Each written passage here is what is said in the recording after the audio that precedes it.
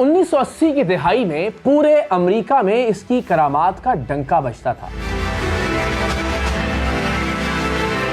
اس کا دعویٰ تھا کہ خدا خود اس سے بات کرتا ہے۔ یہ اپنے سامنے آنے والے مریضوں کو ان کے نام، ان کے مکمل پتے اور ان کی بیماری کی تمام تر تفصیلات بتا دیا کرتا تھا۔ John 3784 Archwood Road. God is burning those blood clots out of his veins, out of his arteries. اس کا یہ بھی دعویٰ تھا کہ یہ جنات اور شیاطین سے چھٹکارا دلا سکتا ہے۔ یہ اپنے سامنے آنے والے مریضوں کو اپنی دوائیں پھینکنے کا کہتا اور وہ ایسا ہی کرتے۔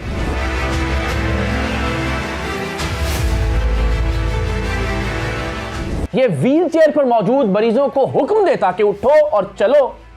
ویل چیئر پر موجود مریض اٹھتے اور چلنے لگتے۔ Stand up, walk on your own.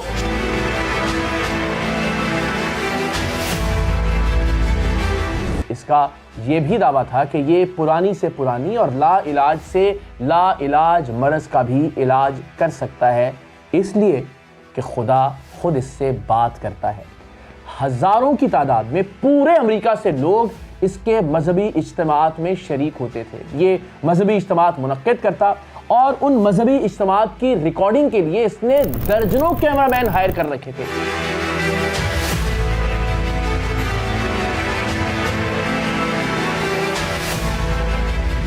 ایک پوری میڈیا ٹیم تھی، ایک پورا پروڈکشن ہاؤس تھا جو اس کے مذہبی اجتماعات کی ریکارڈنگ کرتا اور پھر یہ امریکہ کے مختلف ٹیلی ویژن چینلز پر ٹائم خرید کر ان پروگرامز کو نشر کرواتا تھا، اپنا نمبر دیتا جس سے مزید مریض اس سے رابطہ کرتے اور اگلی بار اس کے مذہبی اجتماعات میں اور زیادہ لوگ شریک ہوتے۔ 1980 کی دہائی میں اس شخص کو موصول ہونے والے نذرانوں اور عطیات کی ماہانہ رقم تقریباً $5 لاکھ تھی، جو آج تقریباً 15 کروڑ روپے بنتے ہیں۔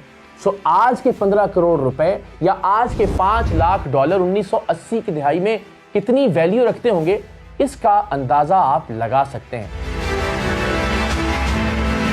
خدا سے باتیں کرنے کے دعوے دار اس شخص کا نام تھا پیٹر پاپوف۔ اور اب آئیے پیٹر پاپوف ہمارے شف شف والے بابا سے کس طرح سے مماثلت رکھتا ہے۔ دونوں شفا کے نام پر لوگوں کو لوٹتے رہے، دونوں خدا کے نام پر لوگوں کو لوٹتے رہے، دونوں مذہب کے نام پر لوگوں کو لوٹتے رہے، دونوں کیمروں کا استعمال کرتے رہے۔ وہ 1986 میں کیمروں کا استعمال کرتے ہوئے ٹیلی ویژن چینلز پر ایئر ٹائم خرید کر لوگوں کو بے وقوف بناتا رہا، اور شف شف والی سرکار یعنی حق خطیب سوشل میڈیا کے ذریعے لوگوں کو بے وقوف بناتا رہا۔ پیٹر پاپوف بھی ویل چیئر سے لوگوں کو کھڑا کرنے کا ڈرامہ کرتا اور 40 برس بعد آج بھی حق خطیب اور شف شف ویل چیئر سے لوگوں کو کھڑا کرنے کا ڈرامہ کر رہا ہے۔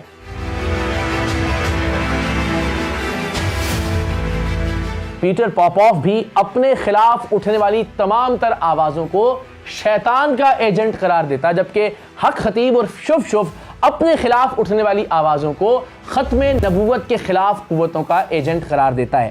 پیٹر پاپوف نے لاکھوں کروڑوں ڈالرز کمانے کے لیے مذہب کا استعمال کرتے ہوئے لوگوں کے بائبل سے متعلق جذبات کو استعمال کیا اور کہا کہ وہ کمیونسٹ علاقوں میں گرم ہوا والے غباروں کے ذریعے بائبل کے نسخے بھیجے گا تاکہ مذہب کی خدمت کی جا سکے، عیسائیت اور کرسچینٹی ترویج پا سکے۔ بالکل ویسے ہی لوگوں کے جذبات کا استعمال کرتے ہوئے حق خطیب اور شف شف نے نعوذ باللہ ختم نبوت کے عقیدے کا استعمال کیا اور کروڑوں اربوں روپے کی جائیدادیں اپنے نام پر کروا لیں، اس لیے کہ وہ ختم نبوت سینٹرز بنانا چاہتا تھا۔ لیکن نہ تو کبھی بائبل کمیونسٹ علاقوں میں بھجوائی گئی پیٹر پاپوف کی جانب سے، اور نہ ہی حق خطیب کی جانب سے ختم نبوت سینٹرز کا قیام عمل میں آیا جب تک ہم نے اسے بے نقاب نہیں کیا۔ پیٹر پاپوف نے اپنے پیسے کو بچانے کے لیے امریکہ میں ایک چرچ رجسٹر کروا دیا تاکہ کسی بھی طرح سے لوٹی ہوئی رقم کا آڈٹ نہ کیا جا سکے، اور بدقسمتی سے پاکستان میں بھی حق خطیب اور شف شف ختم نبوت کے مقصد کے پیچھے چھپ کر اپنی اربوں کھربوں روپے کی جائیداد کو بچانے کی کوشش کر رہا ہے۔ تو ناظرین، جیسے کسی بھی دہشت گرد کا کوئی مذہب نہیں ہوتا، اسی طرح فراڈ، شعبدے باز، جال ساز، दगाबाज और लूट मार करने वालों का भी कोई मजहब नहीं होता। ये लोग महज मजहब का नाम इस्तेमाल करते हैं गरीब और सादा हलाल लोगों को लूटने के लिए, मरीजों की मजबूरियों का फायदा उठाने के लिए। इन दहशतगर्दों की भी ना कोई सरहद होती है, ना कोई अकीदा होता है, ना कोई मजहब होता है और ना कोई नजरिया होता है।